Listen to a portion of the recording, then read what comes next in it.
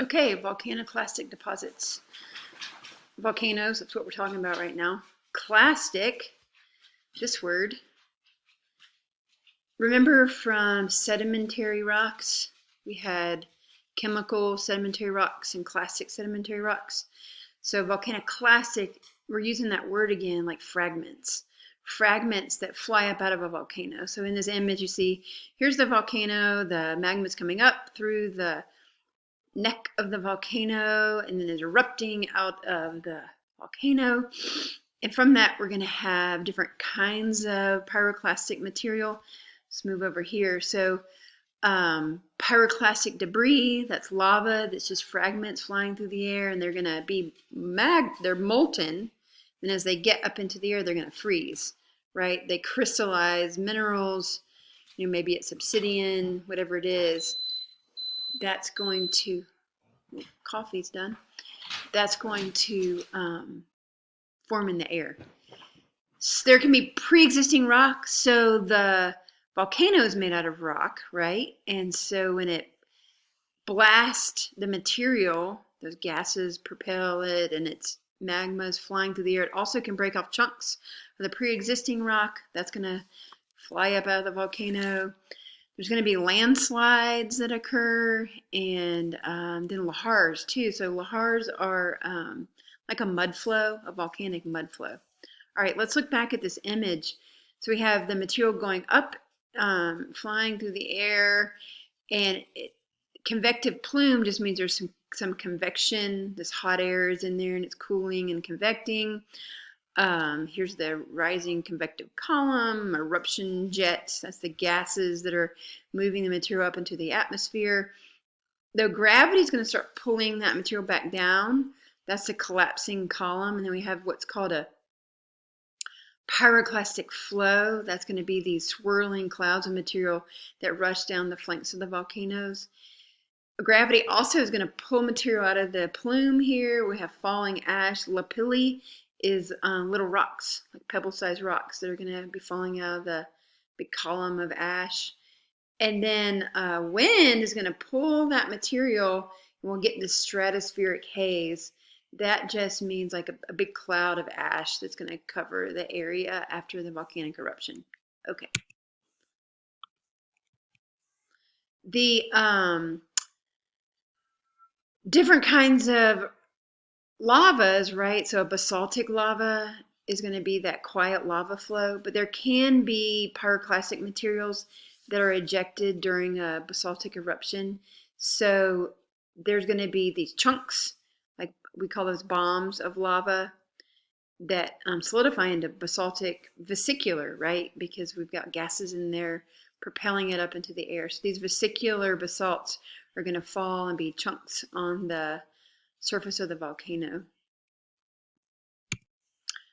Pyroclastic debris. So that was basalts. Now different kind of rocks here, andesitic and volcanic. These magmas are really viscous, and because they're so thick, they trap more gas. And so that trapping gas is going to make these volcanoes be way more explosive. So this image here is showing right there, showing a big explosive eruption.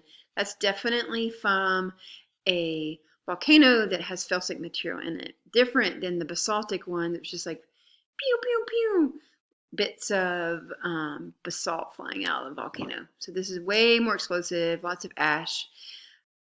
These kind of eruptions then are going to make a huge volume of material, huge volumes of pumice, that vesicular volcanic glass, and huge volumes of ash are going to be coming out of these kinds of volcanoes.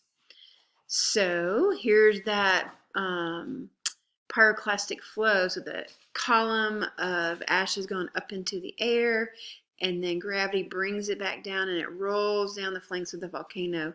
That is a pyroclastic flow. In French, it's the nuée ardente, a glowing cloud of ash. These are kind of like avalanches, or like an avalanche, or like a landslide. They're going to move really fast. You can't outrun that. It's really hot material, so you're going to suffocate, get burned, and it's going to just cover you up with ash if you are in a pyroclastic flow. They move too fast. They kill everything quickly. It'd be fast. There's historic examples from Vesuvius had a big pyroclastic flow, Pele, Augustine. Those have big pyroclastic flows from the past. When it lands, when all the material is deposited, then we have pyroclastic deposits. And again, these are from the more felsic eruptions. Tephra is kind of the name of all of the different sizes. All the deposits would be called tephra. Tuff is when you have that ash and it lithifies. It's so hot when it lands, it can like kind of still be hot and kind of glue itself together. Lapilli are little rocks. I was saying how they're pebbles flying through the air. So in this image here, all of these little bits are little lapilli surrounded by ash. Airfall tuff is would be ash that kind of falls like snow. You would have a pile of just fluffy ash. Ignimbrite would be when that material is so hot that it glues itself together. So that is a rock that is made out of just ash. All right, lahar. These are the volcanic mud flows, and these can be really dramatic. So in this image on the left here, here's a bridge. This was a river with water in it. It is now a river just full of ash and water. They can be deadly. They move really fast. They're like the thickness of concrete. These were really destructive during and after the eruption of Mount Pinatubo in the Philippines 20 or 30 years ago. In the Cascades in the United States, the Pacific Northwest, we have those really beautiful stratovolcanoes like we saw in the intro slides, and they have glaciers on them, and that water can melt and then mix with the ash and become lahars.